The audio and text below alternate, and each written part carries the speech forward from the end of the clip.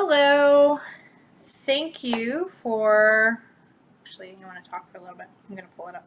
Okay, sure. Hi, my name is Angela, and this is my colleague Liz. We are coming to you live, Facebook Live to be exact, from the StandUnited offices, and we have a Columbus Day weekend debate preview from you, but you all also have an important role to play in this. We want your debate questions because all of the questions in this debate are going to come from a town hall style audience. So we thought we would talk to our town hall, which is all of you, and we would love to hear what you have to say. So please leave a comment. Liz has her phone. We're going to be reading them live and talking about questions that we think would be really interesting. So please, as you're tuning in, let us know, what you're excited about hearing about on Sunday at the debate, as well as things that they didn't cover, even, whatever strategy, whatever. Just please, we'd love to hear from our audience. We're not doing as much petition promotion today, just a general kind of town hall we can ask questions about other things as well. So yeah, we've seen some really interesting feedback on the debates themselves, and particularly the moderators. So the people who moderate the debate on Sunday are Martha Raddatz from ABC, who actually moderated the Paul Ryan and Joe Biden debate 4 years ago, and also Anderson Cooper, who we all know, and I don't know, I always hear him called the Silver Fox, so I know Anderson Cooper is quite popular. But they'll be talking to a live studio audience, so instead of the debate last time where they told the audience, don't clap till the end, don't yell, they didn't always listen, this time all the questions are going to come from people who were there. So if you were there, what would you ask? I know that I heard a friend tell me that I don't think I ever heard the word ISIS in the first debate. And I heard about it a little. I heard about a little, but I wonder if there's other, national security topics that maybe weren't covered that you are hoping the lovely people who will be at the town hall get a chance to ask these candidates. Yeah, we actually have a comment from Wayne, saying that he wishes the best man may win. Oh, we see what you did there, Wayne. Well, thank you for commenting, and we do hope it's a fair fight. I think that's pretty cool. Connie says she hopes that they're going to be fair, although she doubts it. We'd also like to hear what you guys think of Lester Holt, who moderated the first debate. And I don't know if he's said anything since. I hope he's on a resort somewhere. I hope someone's bringing him fruity tropical drinks because he had a very hard job to do. Now, whether or not you think he did well, that's completely up to you. I just think it's probably very hard to moderate between two candidates while they do get out on TV. And then Elaine Quijano did the vice presidential debate, and I think she got better reviews overall. I don't know. I haven't heard as much about her, so I would be very interested to see how you guys think she did. Yeah, just from our typical audience, as well as just the overall, it seems like people feel like Mike Pence did a really good job in that past. Yeah. It'll be interesting to see how the next debate is, considering the backlash that there has been against Lester Holt.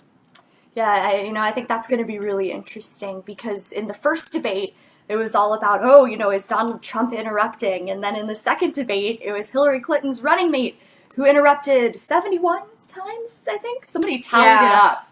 Someone tallied it up 71 times he interrupted. It's only a 90-minute debate, so that's, fairly close. It's getting up there towards an interruption every minute. That's a lot.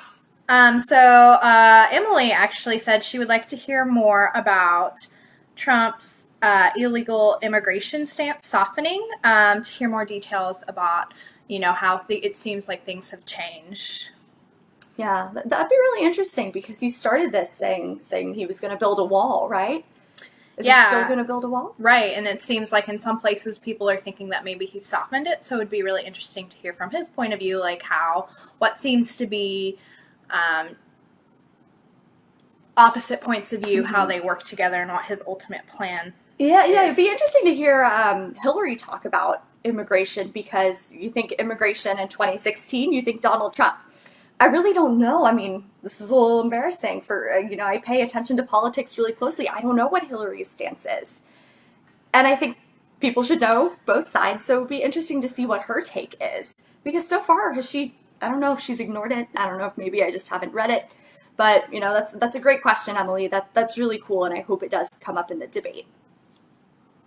Do we have more comments? Oh, we have someone saying he has said he is building the wall still. So that's interesting. It'll be interesting to see, build the wall is like a 3-word policy. So, I don't know. Hillary doesn't have a catchphrase like that. I don't think she does at all. Yeah. I'm with her thing, I guess. Yeah, she had trumped up, trickle down in the last debate. That made it on SNL. I think that's how you know your catchphrase sticks if you get made fun of on SNL. That was a good skit. If you like the occasional SNL, they did the parody of the debate. Which So makes great. fun of everybody. Yeah. I think that's how you know it's good satire. Yeah, it's a equal opportunity, poking fun at all sides in every direction. And Kate McKinnon and Alec Baldwin are just hysterical. I don't know how they do the voices. It's amazing. A lot of work, I think. It's amazing. Maybe here another thing you could comment on is, would you be more likely to watch the debate if it was 90 minutes of SNL? Maybe. I might. And what are we thinking about the fact that we have a major presidential debate on a Sunday night at the same time as football? I feel like this seems to be very orchestrated. During the Democratic primary session, it seemed like the DNC went out of their way to schedule the debates on awkward times during the weekend, days when there were conflicts, very obvious conflicts of interests. And it seems like, that they might be doing similar tactics for the presidential debates. Sunday night just doesn't seem like a good time when there's during football season to have a presidential debate on who's going to be the next free leader of the world. Yeah, it's an odd scheduling thing. I don't know what you guys are doing this weekend, but I'm going to be at a football game that Sunday afternoon. I'm going to be tailgating. Right. So, I'm definitely going to try to catch the debate, but I wonder how many people are just going to after party if the team wins. I don't know. Watch this election be decided by whose football team wins a Sunday game. Right. I don't think it will, but if it did, that would be crazy. That'd be really crazy. Do we have any more questions? Oh gosh, we have some people saying they think Hillary might have cheated. This is an interesting take. We actually had a meme about this similar earlier this week in the past couple of weeks. Armando has pointed out that in 2008, Obama said Hillary was a do-nothing politician who will do nothing as president. But now he is out there campaigning for her. I think that's an interesting take on it for sure. It's always good when you're able to use politicians' own words against them. They generally have the best reasons on why they are not fit to be leader. Yeah, that's interesting. Did you also, you might have seen today, I think it was on the StandUnited page, Tim Kaine. He squirmed a little when somebody asked him earlier in the year about endorsing Hillary. He didn't really want to talk about it, and now he clearly has no issues endorsing Hillary and being her running mate. So that would have been a good question for the VP debate, is what changed? Right. Is what changed. Unfortunately, that came out after the VP debate, and they didn't really, do that much about those kind of things there, but...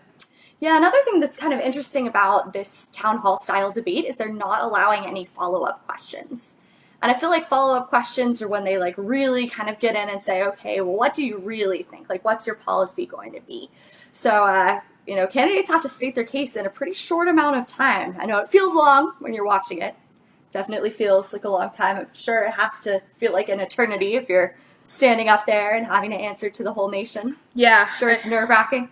Yeah, I'm sure it feels a lot longer than as the person that's actually up there. Yeah, Sarah Palin actually posted the other day a picture of all the past vice presidential debates for decades. I mean, for 20, probably 30 years. And at every single one, they are seated at a desk and they're answering questions, like this, with their hands folded and their little coffee cups. And then a picture of her, and she's in little heels behind a podium, and she was saying, I had to tough it out. I didn't get to sit down. That's an interesting take. I did not think that shoes were an issue, but I never apparently thought they of are. That. Yeah. Yeah. If you're standing behind a podium, I would wear sneakers. I mean, you could. People aren't going to see them. Terry Lynn pointed out that Tim Kaine doesn't really like her. The video was from 2005 when they asked him about how he felt about Hillary running for office in 2008. Thank you for that clarification, Terry. When you're reading stuff all day, it's really hard to keep track of when things were said and what election they're talking about. But yeah, thank you. That's really interesting. It's crazy how 11 years then since 2005 he's completely changed his mind and kind of gone back on that. Yeah, that's really interesting because, just like you had mentioned earlier, there's that Obama tape of him saying she'll be a do-nothing president. Remember, he, back in 2008, ran on the platform of change, and her not creating that change, basically, was a big part of his primary platform, at least. So it's interesting. It would be sort of cool to hear Tim Kaine talk about her record as Secretary of State, because that's what happened between 2005, 2008, and now she's Secretary of State. So the foreign policy. Yeah, I mean, it's cool. It's definitely been interesting to see how, people aren't talking as much about Tim Kaine and what he's done as governor and senator, and it's been all, like, he's been having to, really play cover up for Hillary. So, that's always an interesting aspect of the presidential debate. Yeah, and both candidates kind of have issues coming up right on Friday afternoon, right now, as we go into debate weekend. I am sure that feathers are flying at their campaign offices because, these two things have come up. You have Donald Trump making some comments about the Central Park Five. It was a really old court case where they were acquitted, they were exonerated, and Donald Trump said he thinks they're guilty. So I don't really have much to say about that other than it happened. And I bet you, just like Hillary Clinton pulled out the former Miss Universe, Alicia Machado, I'm sure she will mention that at the debate. So that's certainly something to watch for. And Hillary's kind of crisis going into the weekend, I think, is really significant. I'm sure you guys have all been following the email issues surrounding her use of, how her server was set up, and a whole new batch of emails recovered by the FBI are coming out at 3:30. Yeah, that'll be interesting. Yes. Although WikiLeaks had said that they weren't going to have any type of October surprise, or this isn't WikiLeaks, right? Yeah, this is just different. recovered. Yeah, this was a FOIA request. You can FOIA, it's Freedom of Information Act. They were able to recover a lot of these emails that had supposedly been deleted. So that'll be interesting to see if that actually affects her campaign. It definitely seems like, no matter what comes out about Hillary, it seems like nothing hurts her. Yeah, I was following somebody who called her Teflon Hillary, that nothing sticks. Right. That nothing sticks. So, it will be interesting to see if these things start to stick and if they come out in debate questions. For sure. Ken actually said the corruption with the Clintons is so terrible that I don't understand why there's so much ignorance about it. She's a liar, she's a cheater, she's a thief, and a murderer, and the facts are out there. So, tell us how you really feel, Ken. No, that's great. I don't mean to make fun. We love that you have strong opinions. That's what StandUnited is all about, is sharing those. I think it will be interesting. One question that I had as we go into debate weekend is who decides who's in the room? Right. Who decides who gets to ask the questions? That's an interesting question. And yeah, there's tickets and security involved, but you definitely feel like there's got to be some sort of screening for that kind of thing. So. Yeah, and I wonder if the campaigns have any sway. Like for Hillary, I wonder if they will, try to bring up someone who maybe had something against her in the past or just didn't really like her. And for Trump, I wonder if they will bring up, maybe someone who has personal reasons to be opposed to the immigration plan. One of the last presidential debates, they had someone in the country illegally ask a question. Someone who was undocumented. I think that was during one of the primary debates. Oh, okay. Yeah, that's really interesting. So to see these candidates get confronted by real people. Joni would like to hear Hillary Clinton asked about her taxes. All of a sudden, she's not claiming Clinton Foundation donations from her foreign donors.